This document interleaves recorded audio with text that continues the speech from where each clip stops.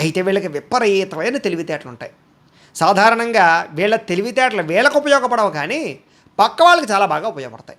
కానీ వీళ్ళు చాలా తెలివైన వాళ్ళు. ఒకసారి నిర్ణయం తీసుకున్నారు అంటే కనుక ఆ నిర్ణయం చాలా మంచి నిర్ణయం అవుతుంది.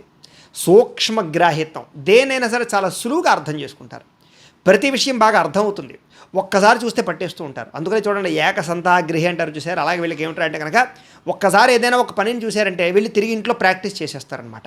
ఈ రకంగా ఏదైనా పనిని చూస్తే చేయాలనిపించడం, అలాగే ఏదైనా నేర్చుకోవాలన్న తపన, కొత్త కొత్తవి ఆలోచించేటటువంటి తపన, కొత్త కొత్త పరీక్షలు చేసేటటువంటి తపన, అంటే కొన్ని రకాల సైంటిస్టులు చేస్తారు చూసారు. అలాగే ఏంటంటే పరిశోధన చేసేటువంటి ఆలోచనలు ఎక్కువ ఉంటుంటాయి వీళ్ళకి. అలాగే వీళ్ళ బ్రెయిన్ చాలా గొప్పది, షార్ప్గా ఉంటుంది. అంటే ఒక రకంగా చెప్పాలంటే కంప్యూటర్ బ్రెయిన్ అని చెప్పచ్చు. అంటే చాలా తొందరగా నిర్ణయాలు తీసుకుంటారు. చాలా ప్రతిదానికి కన్ఫ్యూజ్ ఎక్కువగా ఉంటుంది వీళ్ళకి. ఒక్కసారి కళ్ళు మూసుకుని ఈ పని ఎలా చేద్దాం, ఈ పని అలా ఆలోచించుకున్నారంటే కనుక వాళ్ళకి టకటక ఆలోచనలు వచ్చేస్తాయి వాళ్ళకి. తద్వారా ఎదురు వెళ్ళిపోతూ ఉంటారు. అంతేగాని ఏదో గంటల తరబడి ఆలోచించడం, గంటల తరబడి వ్యవహారం చేయడం ఉంటుంది. అందుకనే వీళ్ళు ఏదైనా రచనలు చేయడం కానీ, ఏదైనా ఒక కొత్త ఏవైనా కనిపెట్టడం కానీ, ఇలాంటి వాటిలో వీళ్ళు చాలా ప్రావీణ్యులు. తెలివితేటలు బ్రహ్మాండంగా ఉంటాయి.